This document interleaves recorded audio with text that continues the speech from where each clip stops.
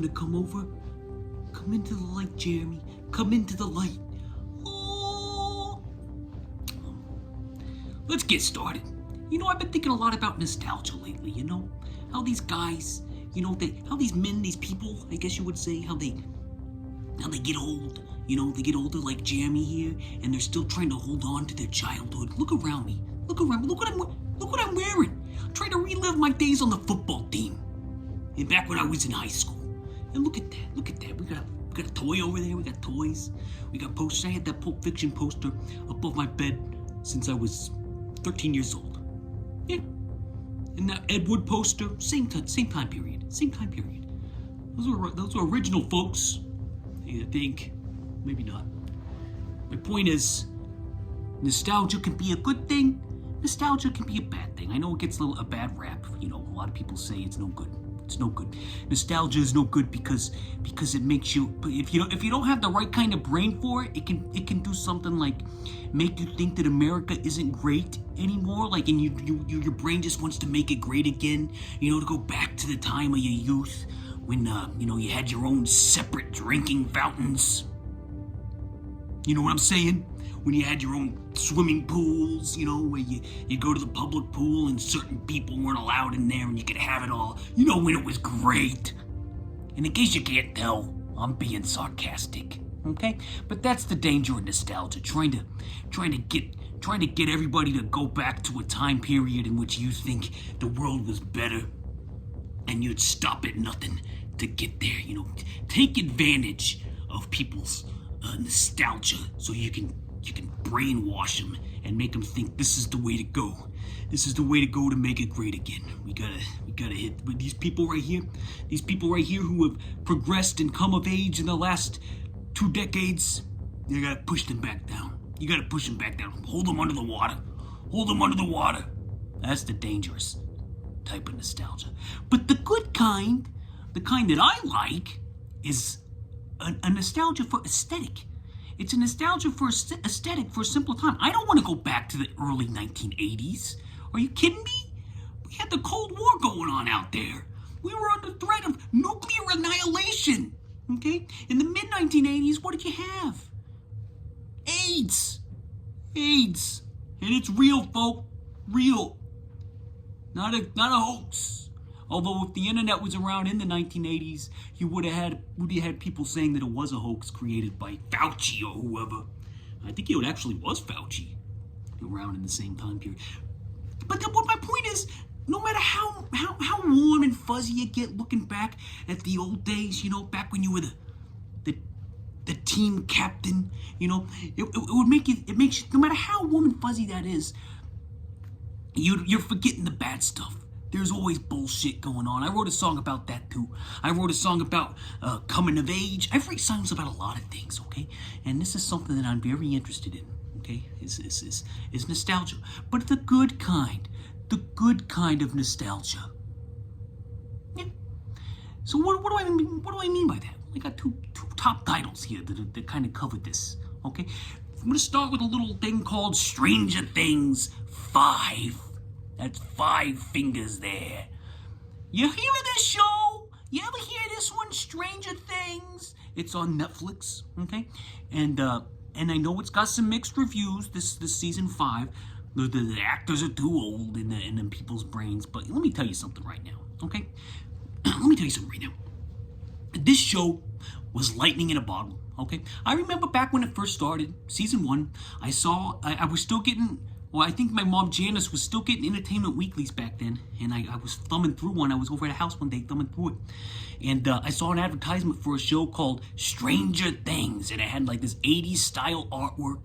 It had Winona Ryder on there. It had these like kids on bikes and flashlights like the Goonies, and I was like, whoa, Netflix, okay, this ad is speaking my language. I'm gonna check this out. And when it dropped, I loved it. Everybody else loved it. I mean, it was like the thing to do that summer. Everybody was like, you gotta see this show, Stranger Things. Have you seen this show, Stranger Things? We love it.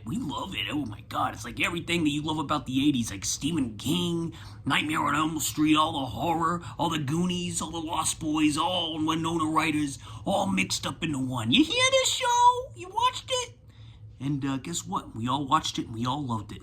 And then loved season 2 with Billy Hargrove coming out like getting objectified by Mike.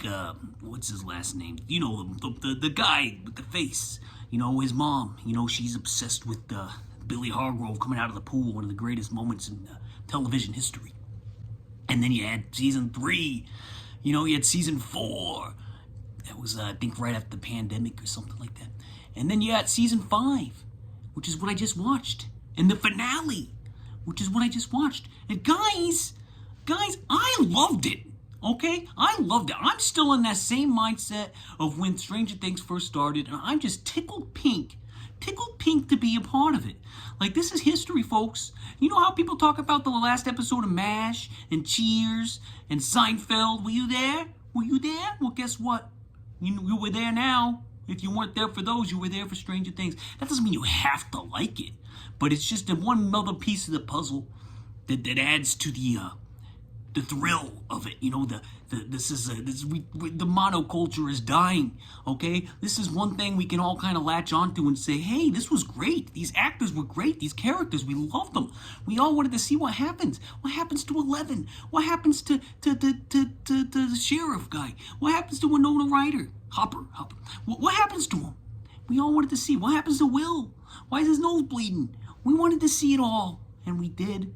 And did it all make sense? No. Okay, no. But you know what else doesn't make sense to me? And I've seen it 1,000 times and I love it every time I watch it? Ghostbusters. But I couldn't explain to you what the mythology of the storyline is. All I need to know, okay, is that the characters know what they're talking about, and I know who the good guy is, I know who the bad guy is, and I know what they're trying to do. All that other exposition-y stuff that they go over and over, and a lot of people complain about, but I swear to God, it's a joke. Do you realize this? That it's like a meta reference to those types of movies where characters would come up with these high concept ideas like out of nowhere seemingly, and then they would explain it, and then everybody around it would make sense to them, even though it makes no real sense to us. Unless you're like a nerd who has a study guide and has been taking notes, or like a super brain. But like, you know how they like start finishing each other's sentences based off these crazy ideas? Guys, that was the joke. Do you realize the exposition was a joke? And those scenes get you pumped. They get you pumped. It's just a trope. It's a trope, and this show is all about subverting tropes, okay? So, and paying tribute to them, and paying tribute to the 80s, and I think it's fantastic. And I think if anybody didn't like it, tough titty. I loved it. Tough titty, okay? And the aesthetic is still there. By the way, this is a TV show, okay?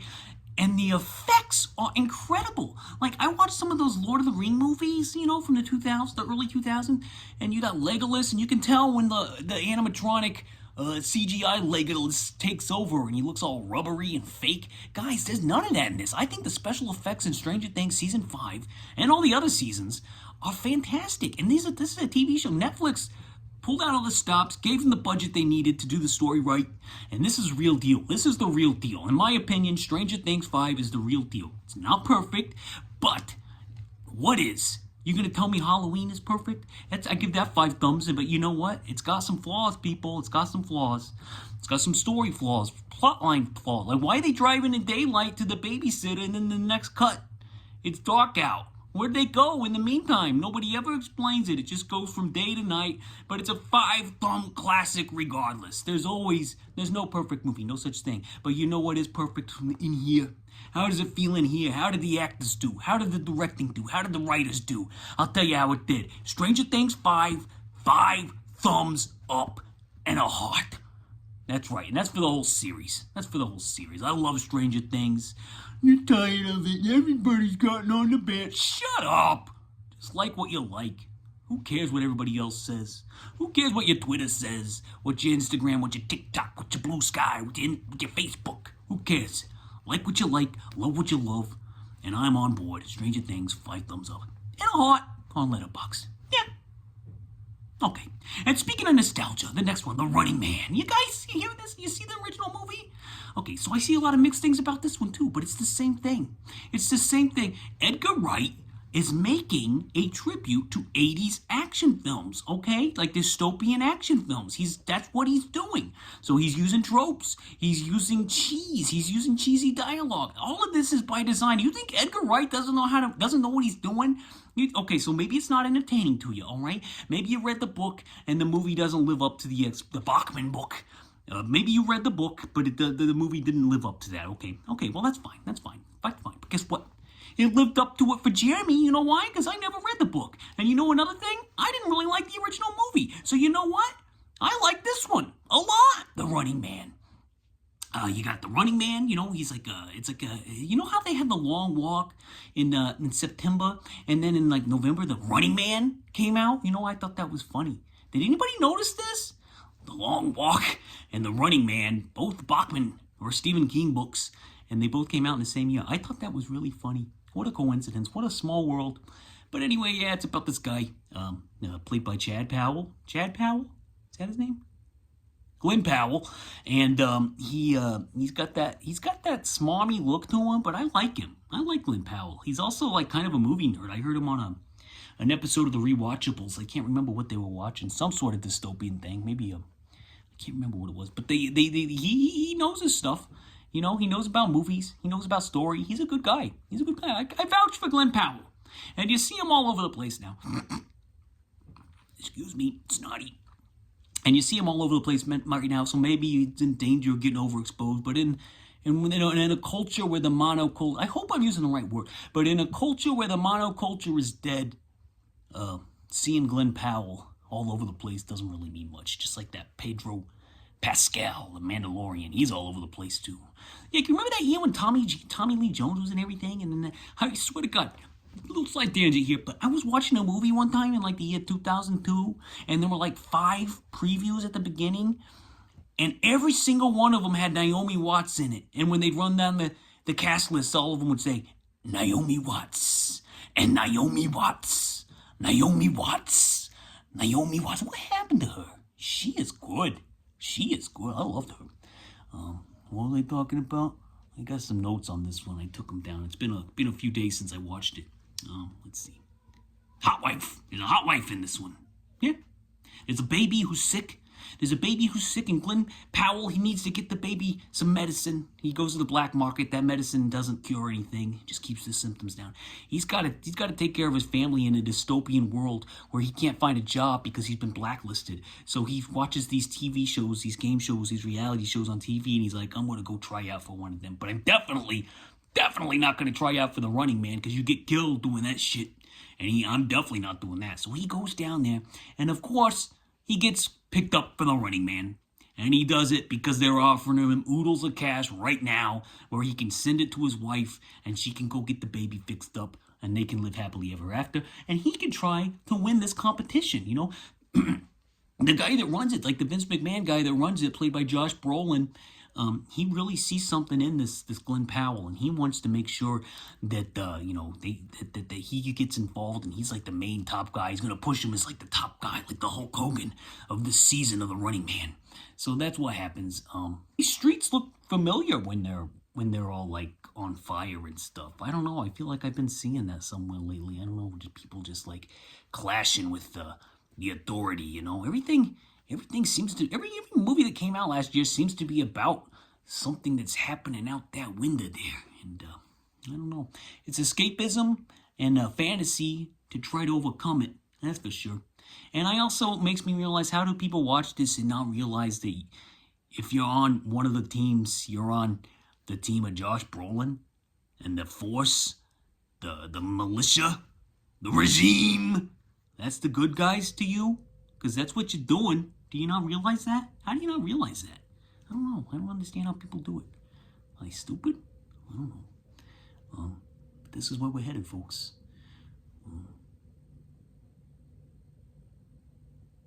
I like the thing with that he goes to William H. Macy's little shop, and he comments on the TVs, and then Bill Macy's like, yeah, these TVs don't watch your back, which I thought was a great commentary on modern televisions, because we're constantly being watched by our TVs and our phones. And everybody knows it too, but we're all living in a kayfabe world where We pretend like everything's not what it is, like wrestling, you know? Everything's real, even though we know that it's not, or something. Or everything's not real, but we pretend like it is. I don't know, something like that. You know, it's like a catch-22 game in your brain.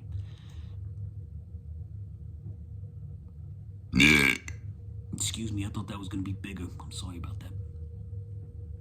By the way, when the authority owns the news that you consume and they openly own it and promote it, that's how you know you're watching the wrong news. So, does anybody realize this? Like, the people that have the Fox News on all day?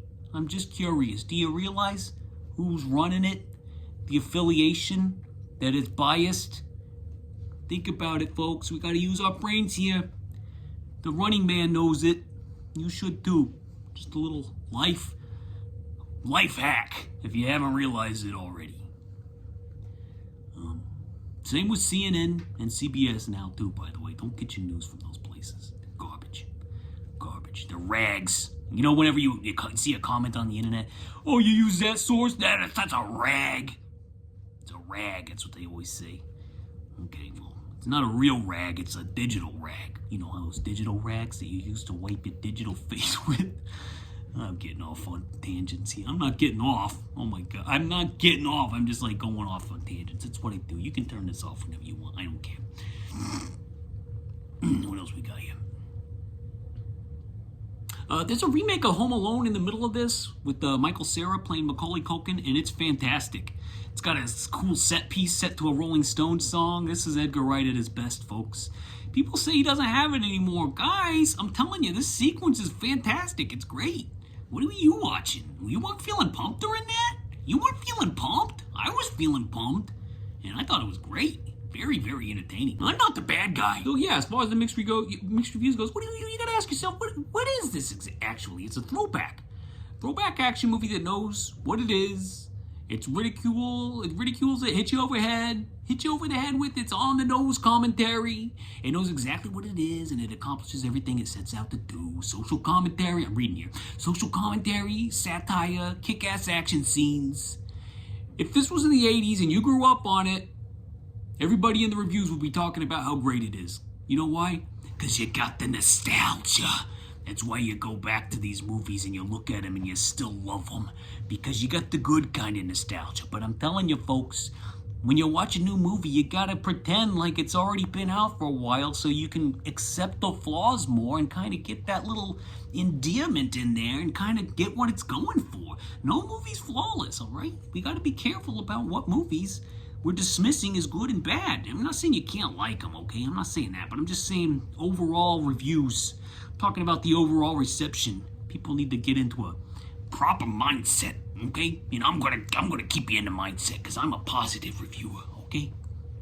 People gave Rocky IV 20 stars now, you know? And all it is 2 set pieces surrounded by music videos. It's barely a movie. It could have been 20 minutes long, but people love that stuff.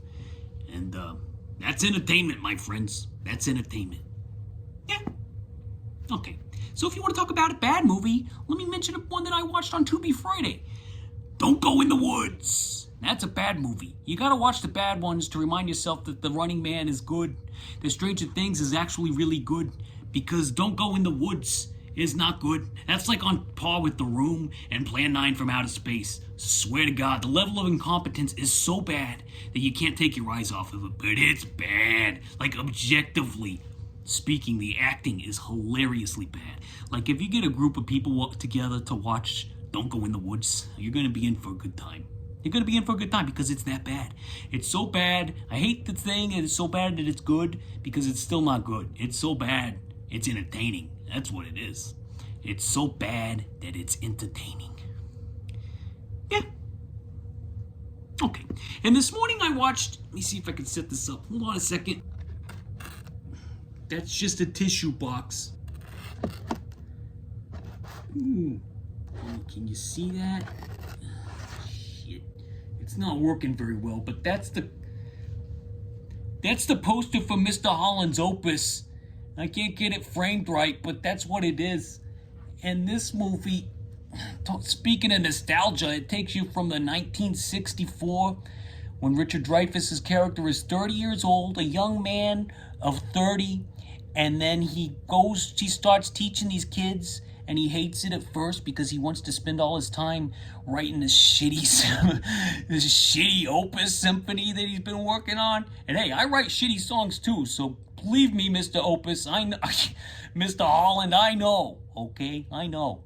But, yeah, he spends all his time doing... Hey, look, you kind of see me in there on the cover down there by Richard's crotch. Can you see me? Hi, guys. Look at me down there. Focus on me down there. Hi, guys. It's Jeremy, and I'm Richard Dreyfuss's crotch. Yeah, okay. But to keep going, he teaches students, I think Alicia Witt is in there, and he teaches her the clarinet, Play the Sunset.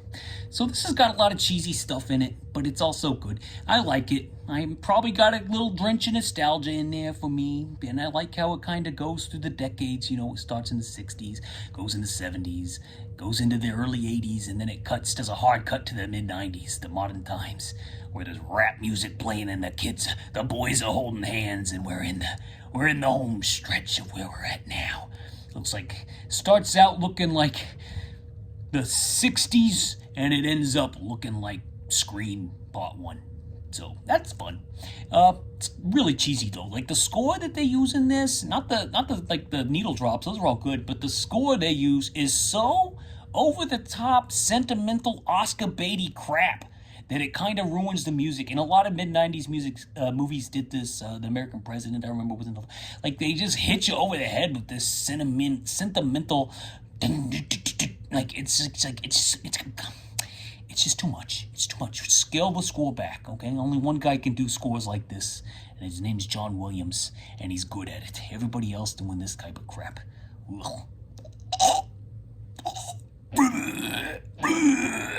No, thank you. Gag me with the spoon. I remember when it came out, the teachers in my school, they had a sneak preview of it, I guess, at the local theater. And they all went and saw it. And now watching it recently, I'm very curious about what they thought of the storyline where Mr. Holland almost has a physical affair with one of his students. Very, very close. He definitely has an emotional affair. I wonder how they felt about that one. They all liked the movie, too, so it kind of makes you wonder what your teachers were up to behind closed doors, okay? And the kid, like the first Cole, or the middle one with the long hair, was he the baby in the basket in There Will Be Blood? Because I think that was a real deaf actor, and this guy's definitely a real deaf actor, so I think it might be the same person. I could be mistaken, but I think it's the same guy. The baby in the basket. You're a bastard in a basket. Give me the blood, Lord. That's a good movie. There Will Be Blood. Check it out if you haven't seen it. The Mr. Holland's opus. What else can you say about it? They get a little opus in there. Yeah, they get a little opus. You know, at the end, he's got this little symphony. This guy on a show that I listened to called Blank Check with Griffin and David, he thinks Mr. Holland's opus is one of the worst movies ever made because Mr. Holland spent his entire life working on this opus that's not very good, but the movie pretends like it is, and he thinks that sinks the movie. I kind of agree that the movie would have been better if it was a better, like, orchestral song. Like, throwing a little electric guitar and drums in there ain't gonna save it, but it's definitely far from one of the worst movies ever made. I give you Exhibit A. Don't go in the woods, okay, if you want a real bad movie. So, anyway, Mr. Holland's opus, I give it 3 thumbs up, 3 thumbs, and a heart. No heart on this one, just 3 thumbs, okay? Yeah, that's all I got. Now we're going to go to some pre-recorded reviews for the Rocky movies from last week. You can stick around for those, or you can turn me off now. I don't care either way. Jeremy spoken. Godspeed, peace and love. See you next week. Maybe have some more Rockies for you. And go team. Go team. All right? Stay safe out there.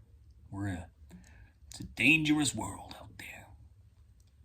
Beautiful, beautiful, beautiful, beautiful.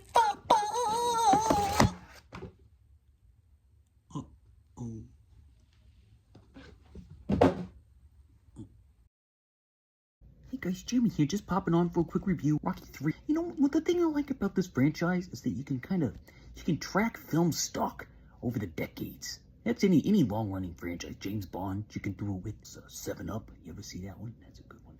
But you can track film stocks, throughout the years. And I don't know, I just find that fascinating. You could do it with Rocky as well. Rocky's way more ripped in this one. He's got that real hard, like, steroid alien face in this one. I think he had some plastic surgery done too between this one and in part 2 in '79. Burt Young even says, fixed his face, made himself more handsome early on in the movie. So I think Stallone worked that into the plot. The tone is definitely a tonal shift from the first 2 movies. You could totally 80s right from the start. With Eye of the Tiger, arcade machines, Hulk Hogan, symbolizing the eventual takeover of pro wrestling as the cultural leader of faux sports, with men, muscled up, wheeling men wearing trunks and shorts. Eventually, I think pro wrestling kind of overtook that in the 80s until Mike Tyson came on the scene. Rocky is somehow less dumb in this one. He's more mature. He's more emotionally intelligent. He's clearly, feeling the fame. He's feeling the fame. So he's got that going for him. I noticed that everything that Rocky said he was gonna get in that press conference in part 2. When he agrees to fight Apollo again, he says he's gonna get a Muppet for his kid, which you can actually see that in the end of part 2. He's before the big fight in the kid's nursery. There's a Kermit the Frog Muppet in there, and he said he's gonna get a statue. He gets a statue in this one. He said he's gonna get a motorcycle. He gets a fancy motorcycle in this one with like a little stallion logo on it, which is nice.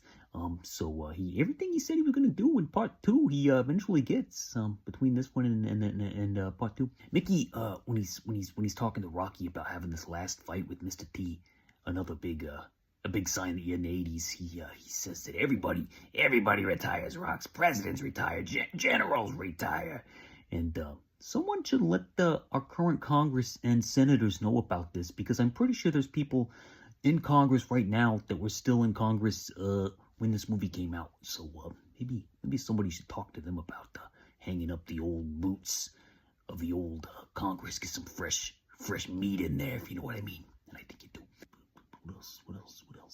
Oh yeah, Paulie is blatantly racist in this one. By the time they get to Los Angeles and he gets in that gym, Apollo's gym, where every fighter is black and they're all staring at Rocky like he's some sort of alien, probably because he looks like an alien, to be honest. Paulie is not even hiding it. He's not even hiding his racism. So I kind of just another card on the stack of cards, just another deck in the stack of Paulie being a piece of crap. He's not a good guy. I don't know why Rocky keeps him around, quite honest. Probably that blood, Adrian's blood introduced him to Adrian. Got to keep him around. But yeah, he's racist in this one. Eventually, he and Apollo become pals. So I guess Apollo becomes one of the good ones, in his mind. God, he's such a... I can actually see Michael B. Jordan and Apollo Creed. Like, Carl Weathers and Michael B. Jordan look like they could be related if you look at it. Like, I think Michael B. Jordan was born to play the part of Apollo's kid in the Creed franchise. I'm looking forward to diving back into those. I hadn't seen those in years. I'll get to them. Let's see. That is not Madison Square Garden that they filmed that in. I can tell you that right now. As a wrestling fan, I would know the roof. I can spot that roof anywhere. And if they were actually shooting in MSG, they'd have put that roof in various shots. And it ain't there, so doesn't pass the smell test for old Jeremy. That's like probably the Los Angeles Sportatorium or something. The sports arena. Sportatorium was in Texas. That's where the Von Erichs made their bones. If you see that movie Iron Claw, you would see it recreated faithfully. I love that Adrian has so much to do in this one. She's no pushover. She's actually the pusher, and she's strong in this one. And she's like, am I crazy, or is she kind of hot in this one? I don't know. She's kind of a little hottie, a little motor scooter, Adrian. What are you doing? What are you doing with that big dumb guy, Adrian? Come here. Let's go out to lunch. Me and you. Let's go to lunch. Yeah. Let's get taco. Okay.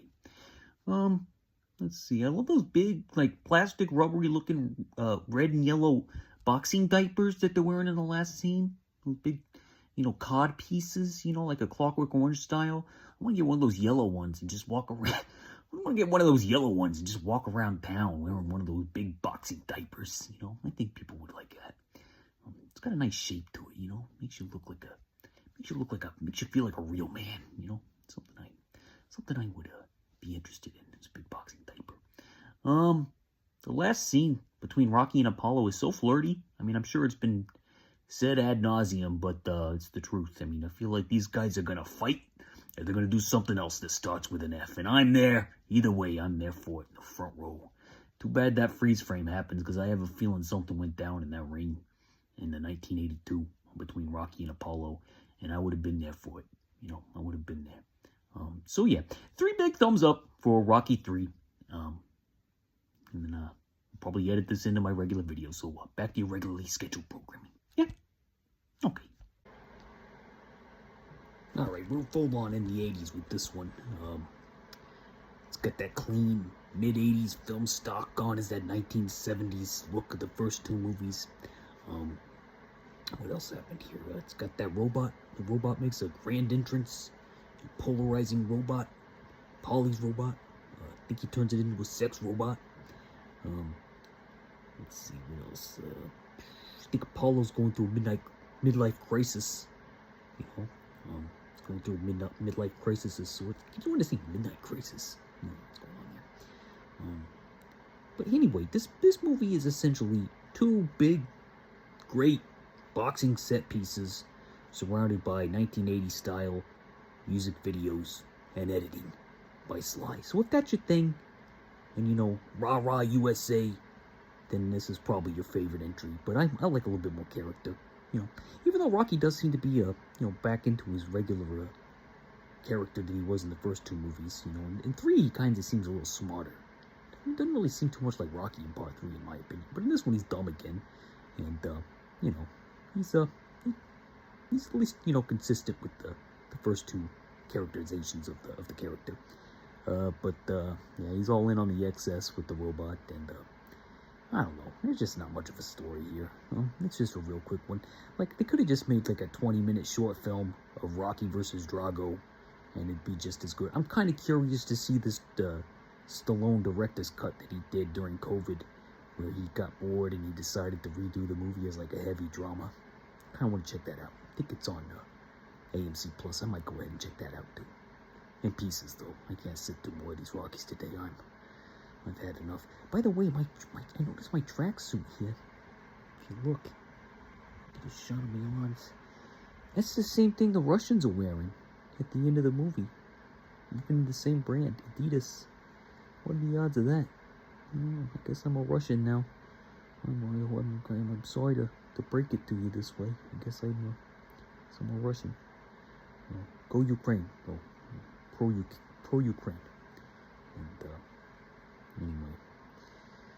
Yeah. Well, I'm tired. It's been a long day. Rocky 2, Rocky 3, Rocky 4. And I gotta watch Raw, I think. Some more guys beating each other up. I don't know if I can take much more of this, guys. It's gonna be a long week. Yeah. I've lost my energy. Lost my oomph. Can you hear me okay? Alright. Godspeed. Oh wait, I forgot. I'm editing this one back into the videos later. Well, we got more to come. Stay tuned.